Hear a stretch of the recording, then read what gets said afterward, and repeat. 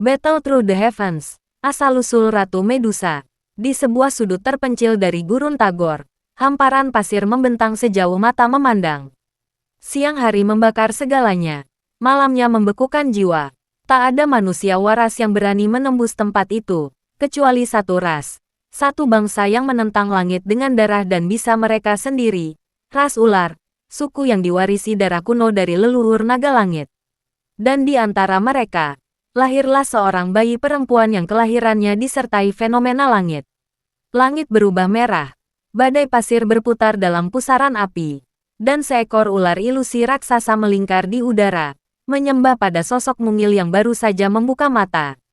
Di dahinya berkilau sisik berwarna merah keemasan, tanda darah bangsawan sejati. Namanya adalah Kailin, kelak dikenal sebagai Ratu Medusa, penguasa yang ditakuti seluruh padang gurun. Sejak kecil, Kailin menunjukkan bakat yang tak tertandingi. Saat anak-anak sebayanya belajar mengubah bentuk tubuh menjadi setengah manusia, ia sudah mampu membangkitkan Doki yang membuat pasir bergetar. Suaranya tenang, tapi setiap kata membawa tekanan seperti naga tidur yang hanya menunggu bangun. Di bawah bimbingan ibunya, salah satu tetua suku, Kailin tumbuh dengan pemahaman satu hal, kekuasaan adalah segalanya. Di gurun ini, kata ibunya, hanya dua jenis makhluk yang bisa bertahan. Mereka yang kuat, dan mereka yang mati. Kailin mendengarkan, dan ia memilih untuk menjadi yang terkuat. Pada usia 16, Kailin harus menjalani ritual darah ular, sebuah ujian hidup mati bagi pewaris darah murni.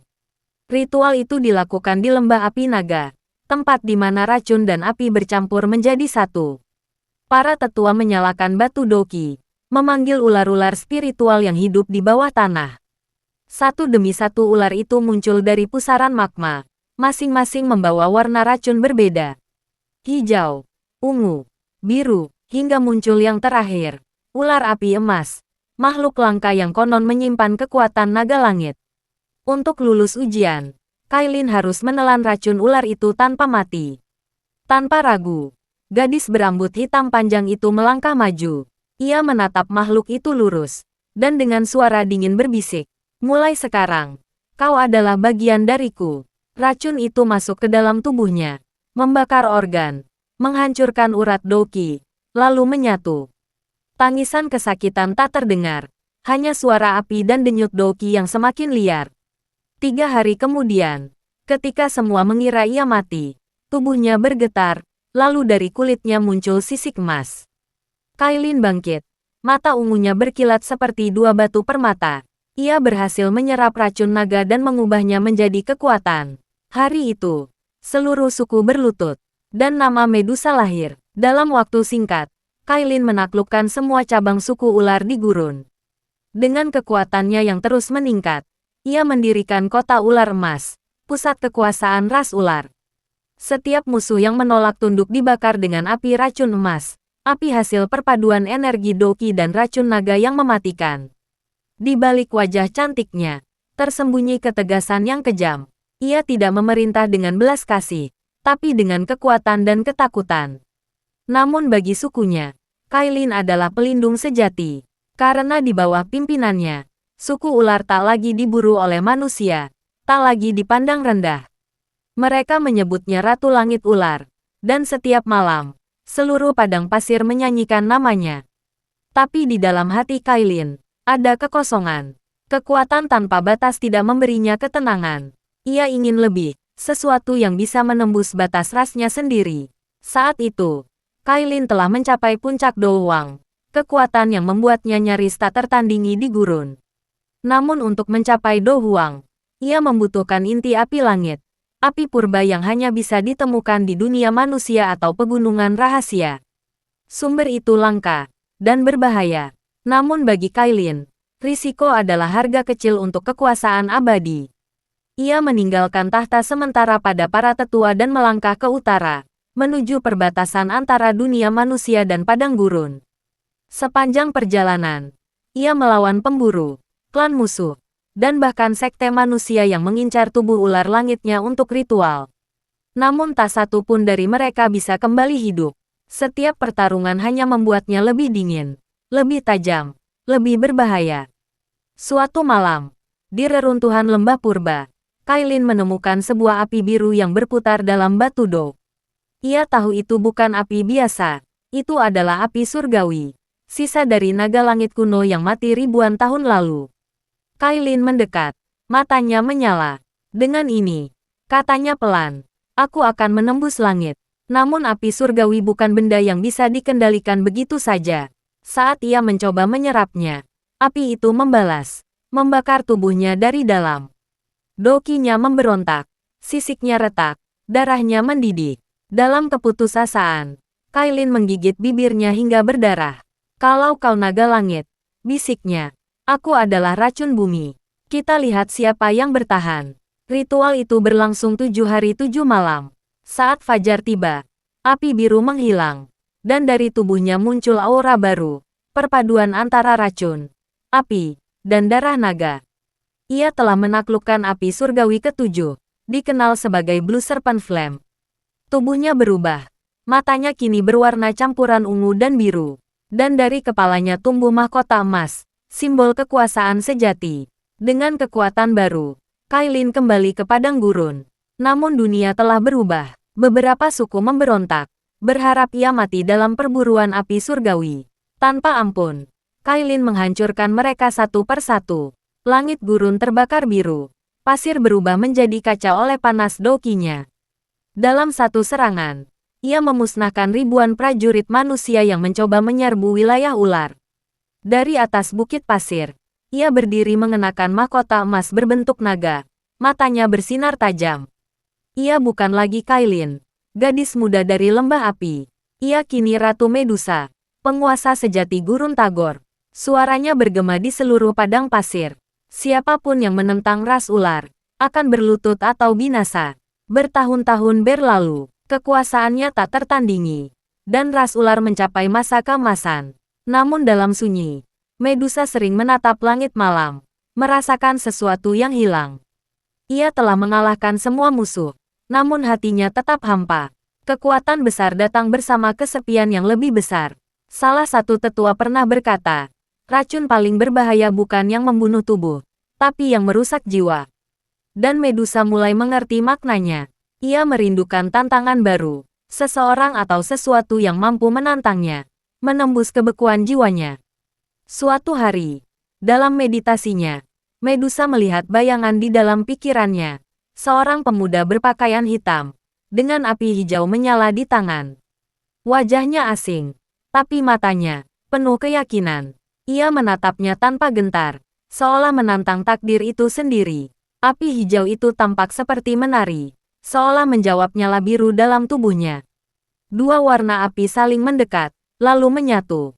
Medusa terbangun dari meditasinya. Napasnya berat, api hijau, dan wajah itu, katanya pelan. Sebuah takdir akan datang. Ia tak tahu bahwa pemuda itu bernama Xiaoyan, dan pertemuan mereka akan mengubah sejarah dunia Doki selamanya. Malam terakhir sebelum takdirnya tiba, Medusa berdiri di puncak menara batu, menatap bintang. Angin gurun berhembus pelan, membawa aroma Doki yang panas. Mahkota emasnya berkilau oleh cahaya bulan. Di bawahnya, ribuan prajurit ular berlutut, menyembah tanpa suara. Namun bagi Ratu Medusa, semua itu terasa jauh. Ia menatap tangannya, tangan yang telah menghancurkan banyak nyawa demi kekuasaan. Dan untuk pertama kalinya, ia bertanya pada dirinya sendiri. Apakah ini kekuatan yang kuinginkan? Tak ada jawaban, hanya suara angin dan desiran pasir. Tapi di kejauhan, nyala api hijau tampak di ufuk malam, perlahan mendekat. Dan di balik api itu, takdir yang akan menantang segalanya, cinta, kekuasaan, dan keabadian. Begitulah kisah asal-usul Ratu Medusa, sang penguasa Gurun Tagor. Dari bayi yang lahir dalam badai api, menjadi dewi racun yang ditakuti, hingga akhirnya menatap ke arah takdir baru yang menunggu. Ia bukan sekadar karakter kuat dalam sejarah Doki. Ia adalah simbol dari keindahan dan kehancuran yang berjalan beriringan. Sosok yang membuktikan bahwa bahkan racun paling mematikan pun bisa memiliki hati yang rapuh. Dan ketika kisahnya bersinggungan dengan Xiaoyan, dunia akan tahu bahwa bahkan api dan racun pun bisa bersatu. Jika dikehendaki oleh takdir, angin gurun berhembus kencang malam itu. Langit gelap tanpa bintang. Tapi di kejauhan tampak nyala hijau samar yang menembus kabut pasir. Ratu Medusa berdiri di puncak menara batu. Matanya menatap ke arah cahaya itu.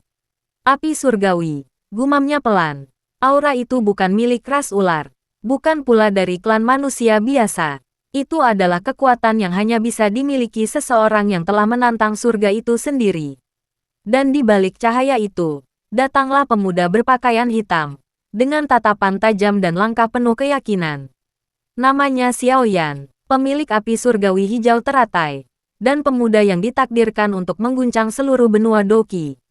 Pertemuan pertama mereka bukanlah salam, melainkan benturan kekuatan.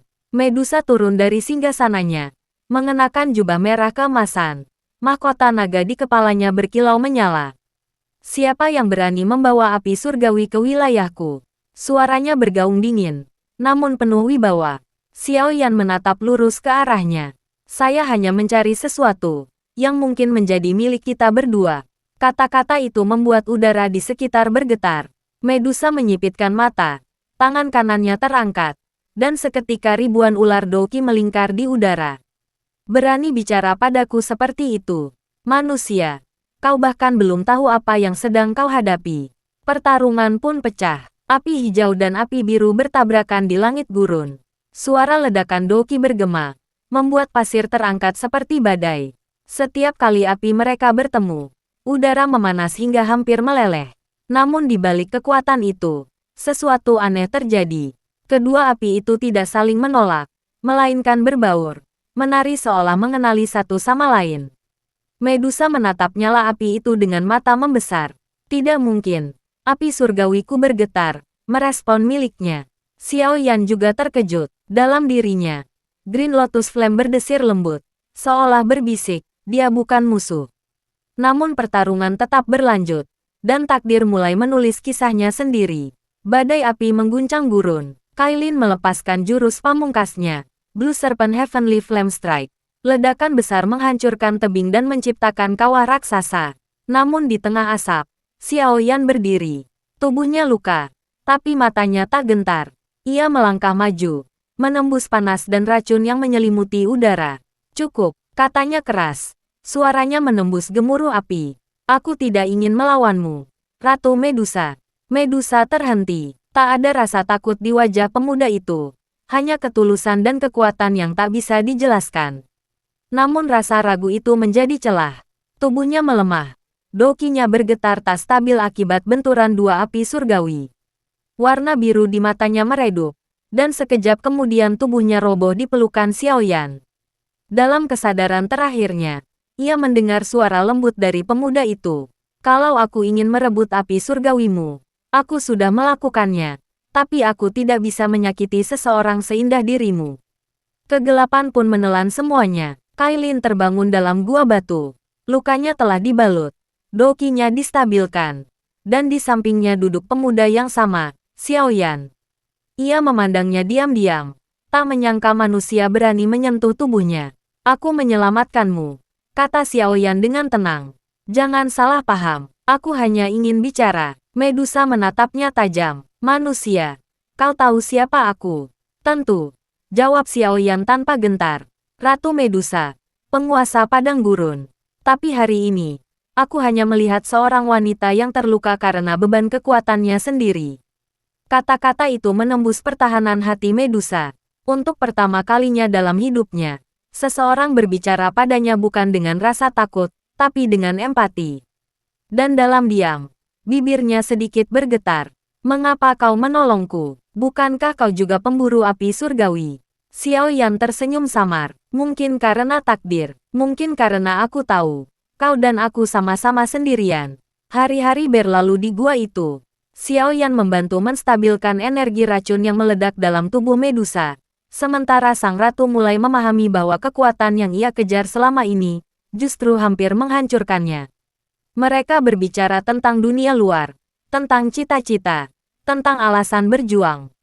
Xiao Yan bercerita bagaimana ia kehilangan segalanya, tapi terus bangkit untuk menepati janji dan melindungi orang-orang yang ia sayangi. Medusa mendengarkan dengan mata lembut, sesuatu yang belum pernah dimiliki sang ratu sebelumnya. Di lubuk hatinya, sesuatu tumbuh. Bukan rasa takut, bukan rasa ingin berkuasa, tapi sesuatu yang ia bahkan tak berani namai, rasa kagum. Namun tak lama, racun dalam tubuhnya kembali menggeliat, kali ini lebih parah. Energi api surgawi yang ia telan dulu mulai berontak, ingin meledak keluar.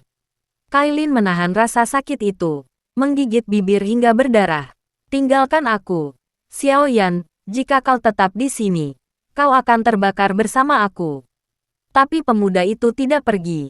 Sebaliknya, ia meletakkan tangan di punggungnya, menyalurkan douki-nya dengan tenang. Aku tidak akan membiarkanmu mati sendiri. Dan di saat itulah, dua energi besar, hijau dan biru, menyatu. Ritual yang seharusnya mustahil terjadi dengan sendirinya. Tubuh Medusa bergetar, dan seketika, cahaya menyilaukan memenuhi gua. Api surgawi biru dan hijau menyatu dalam ledakan cahaya yang menembus langit. Tubuh Medusa hancur dalam kilatan energi. Tapi dari dalam sinar itu muncul makhluk kecil, seekor ular mini berwarna ungu, simbol kelahiran baru. Xiao Yan memandangnya dengan terkejut.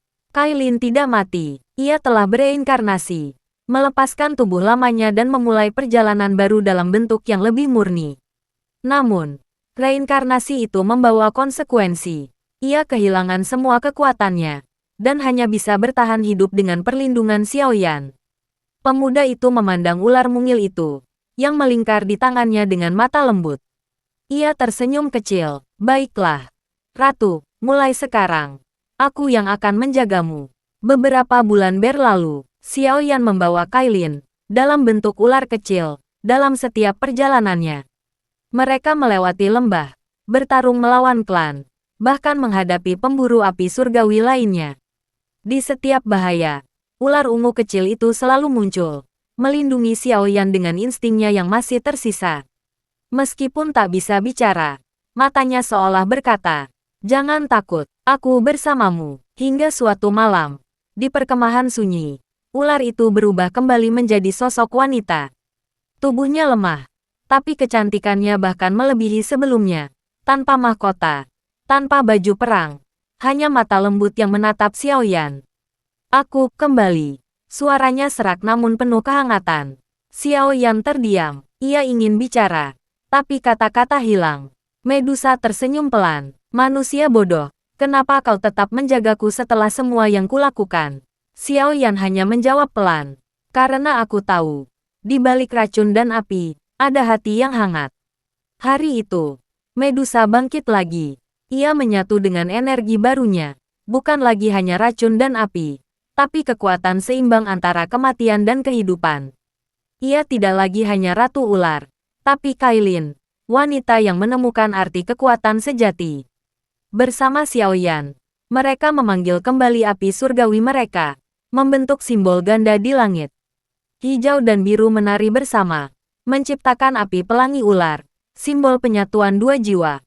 Langit bergetar, tanah retak, dan seluruh gurun menyaksikan lahirnya legenda baru. "Mulai sekarang," kata Medusa lembut, menatap Xiao Yan dengan senyum yang belum pernah ia tunjukkan pada siapapun. "Aku bukan lagi ratu yang berdiri sendirian di atas singgasana racun. Aku adalah wanita yang akan berjalan di sampingmu."